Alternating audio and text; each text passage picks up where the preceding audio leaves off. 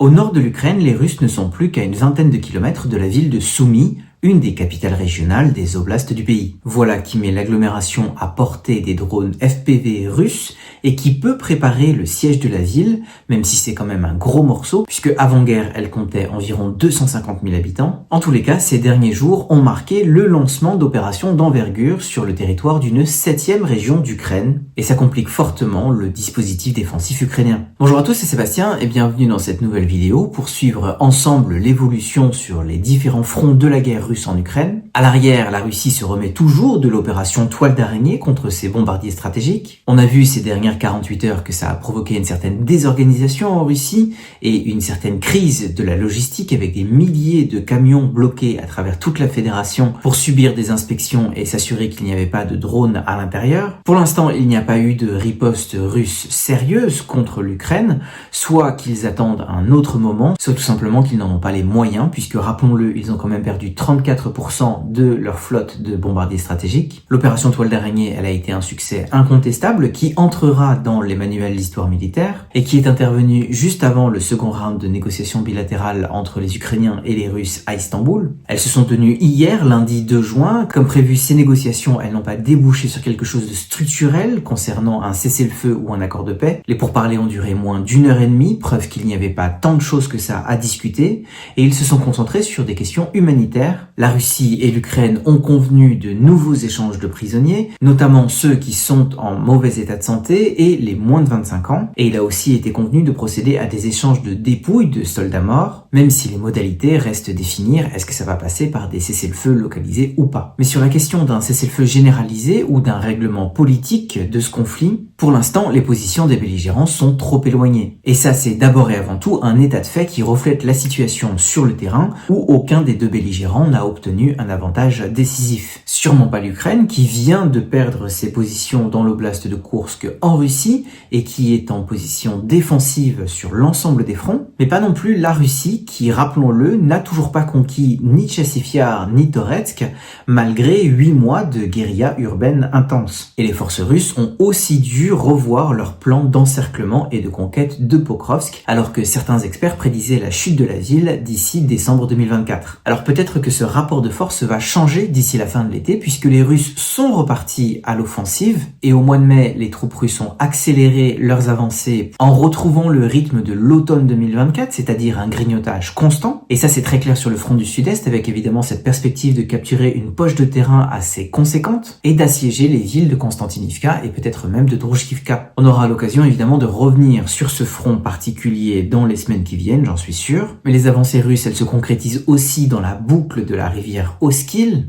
aussi dans la région de Kharkiv, près de Vovchansk, où on observe une concentration de troupes qui pourrait déboucher sur un nouvel assaut dans un futur proche. Mais le plus visible ces derniers jours, c'est dans l'oblast de Soumy, où les troupes russes, qui venaient tout juste d'évacuer les Ukrainiens de l'oblast de Koursk en territoire russe, sont entrés en territoire ukrainien et ont pris position. Et c'est donc la 7e région ukrainienne qui est concernée directement par des activités militaires sur le terrain et par une occupation militaire russe qui est potentiellement pérenne. Et donc quand je dis 7e, c'est évidemment après la Crimée, Donetsk, Luhansk, Kherson, Zaporizhia et Kharkiv. Sachant que, rappelons-le, sur ces 6 premières régions, il n'y a que la Crimée qui est pleinement occupée et annexée depuis 2014. Et puis, rappelons-le aussi, l'Ukraine compte 24 oblasts et la République autonome de Crimée, et la Russie n'occupe que 20% du territoire ukrainien. Après avoir lancé son agression contre l'Ukraine en 2014, il y a quand même 11 ans de ça. Voilà, je dis ça pour remettre un peu en perspective, sachant que la motivation profonde de cette invasion,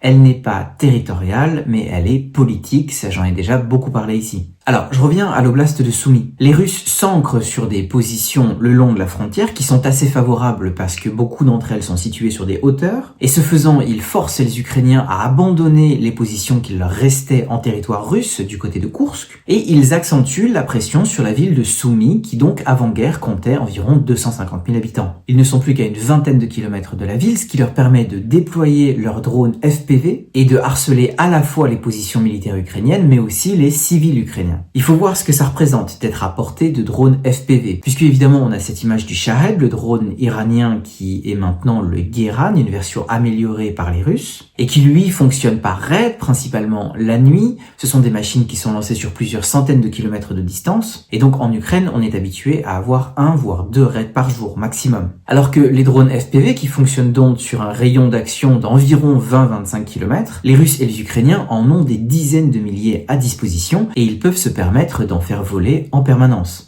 À Kherson par exemple, la ville donc en territoire ukrainien n'est qu'à 5 km des positions russes de l'autre côté du fleuve Dnipro, et là il faut bien s'imaginer quand on est dans la ville, quand on évolue dans la rue, on est à peu près sûr qu'on a toujours un drone au-dessus de soi. Ce qui représente un risque constant puisque on a vu que des pratiques se développaient de chasse à l'homme qui sont assez innommables, genre des drones qui s'écrasent sur des véhicules qui sont très clairement civils, voire des drones qui pourchassent des cyclistes qui allaient juste chercher leur pain. Et ce qui fait que plus les Russes s'approchent de la ville de Soumy, et plus la vie des civils va devenir intenable, sachant que ça fait déjà de nombreux mois qu'elle est très difficile et que la ville a déjà beaucoup souffert. Et évidemment, au risque de drones FPV, il faut aussi rajouter la dimension de l'artillerie et des risques engendrés par la proximité des combats. Les autorités ukrainiennes viennent d'ordonner l'évacuation obligatoire de 11 localités. Pour la ville de Soumy, ce n'est pas encore fait, mais ça pourrait venir. Là, ce qui est en train de se passer selon des experts militaires ukrainiens, c'est que les Russes tentent de pousser sur la localité de Rotin,